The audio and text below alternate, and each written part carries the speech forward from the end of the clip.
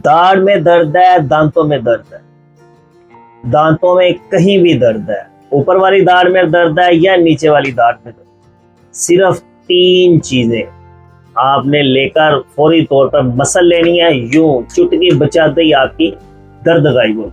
अस्सलाम वालेकुम वरहमतुल्लाहि वबरकातुहू। आज की हमारी वीडियो दांतों के मसाइल के मुतालिक है। दांतों में दर्द, दाढ़ में दर्द, दाढ़ में कीड़ा, इतनी पेन हो रही है कि ना ऑगमेंटन काम कर रही है ना कोई और पेन किलर काम कर रही है। बड़े जतन कर लिए लेकिन दर्द नहीं जा रही। आपने ले लेनी है सिर्फ 3 चीजें।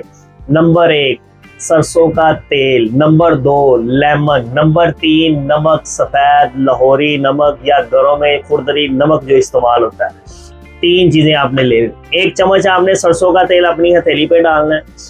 2 चुटकी आपने इसके अंदर नमक शामिल कर और 2 कतरे आपने इसके अंदर लेमन के शामिल कर। अच्छी तरह मिक्स करना है। मिक्स करके फिंगर की मदद से अच्छी तरह मार ले। अगर फिंगर से नहीं लगाना तो आप ब्रश की मदद से भी लगा सकते हैं। नाजरीन, आपके लगाने की देर है चंद सेकंड के अंदर। यूं चुटकी बजाते ही आपकी जो दाढ़ में दर्द है, जो दांत में दर्द है, वो ठीक होना शुरू हो।